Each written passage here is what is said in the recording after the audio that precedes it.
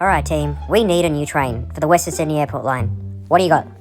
Well, you see, I had an idea that we just get an entirely new train that doesn't even fit our existing metro lines and is built overseas and is probably going to go over budget. I was thinking something like this. Wow, great job. You're my hero. With only 2 years left to go until the opening of the Sydney Metro Western Sydney Airport line, they have just announced the brand new trains that'll be operating on the line. This time being an entirely new metro train known as the Siemens Inspiro fleet. This train will be formed of 3 carriages, yep, only 3, and there will be 12 3-carriage sets.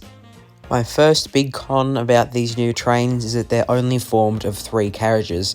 I feel that although it is technically a shuttle line, as definitely proven by the government now that they've ordered these shorter trains, they should at least have 4-carriage trains, and I'm also interested to know how frequent the metro trains will run, whether it will be similar to on the existing City and Southwest or Northwest metro lines where there is a service every 10 minutes off peak and roughly every 5 minutes on peak.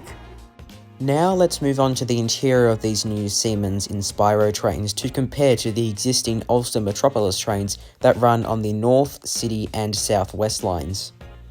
We first start off with the interior of the second carriage on board the train, where as you can notice the second carriage has longitudinal seating, as well as these fold-up chairs as you can see here with the arrow.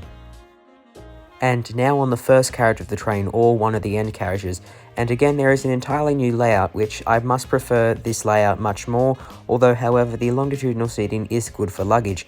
However, there are these fold-up spaces here, and I am a little concerned that people may misuse them for luggage or think that they're standing areas, yet they're just actually seating areas, although I do like how the seats are folded up. And on to the final photo of the train. As you can see here, these are some more fold-up seats which are longitudinal, which are mainly for disabled wheelchair spaces, which are right next to the doors, and I think that's a really good idea. Let's now take a look at the exterior of the train. However, there is only one image that we'll be referring off of, and this is the exterior of the train. The first thing you may notice is that the front of the train is completely different, but it does have the same teal coloured streaks on the side of the train, which I like how they are continuing that on.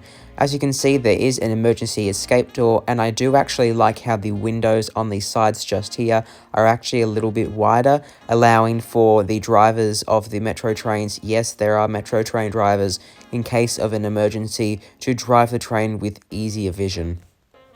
The rest of the exterior of the train remains fairly similar, with 3 doors on each side of the carriage on the train, which is 9 doors per side, or in total 18 doors for passengers to board and alight from the train.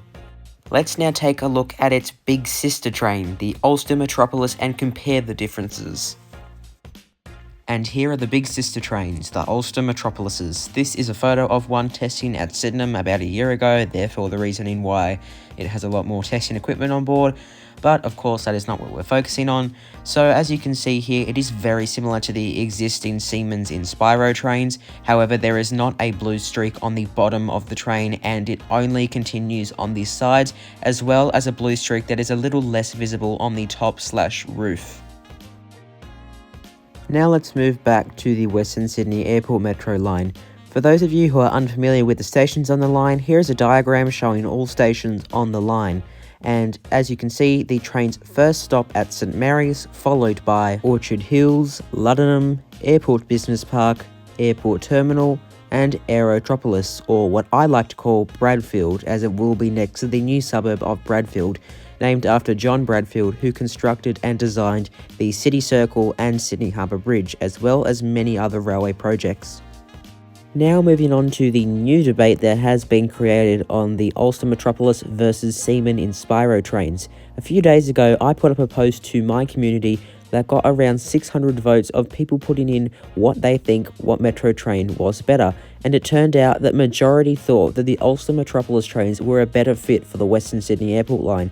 This would primarily be because those trains are not only 6 carriages long, but are already running on existing metro lines and would hopefully be the same gauge as all of the other lines, allowing for metro trains to be moved to other lines in case of some sort of incident involving several fleet of trains, for example with the L1 Dyalla Light Rail line, how they had to suspend the OBOS 3s for around a year or two and had the trains that normally run on the L2 and L3 lines to then run on the L1 line.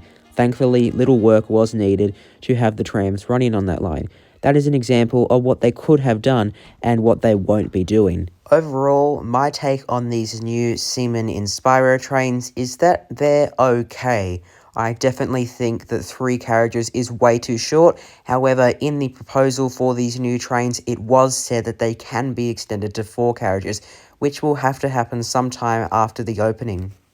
And whilst also doing my research on these new trains, I actually found some other proposals from other companies that build trains and light rails, as there must have been a little bit of a competition sort of thing for what train would be chosen to run on the Western Sydney Airport line. I am unsure what company designed this train, so it is unknown, but this is another proposal officially by a company that may have had their trains running on the Western Sydney Airport Metro line. In my opinion, it looks disgusting. So I definitely think choosing Siemens was indeed a good idea, and hopefully we can see them becoming good trains when they do enter service in 2026 on the Western Sydney Airport Metro line. Just before we begin to wrap up this video, I'd like to give a massive shout out to my monthly channel members, which are appearing on the screen now.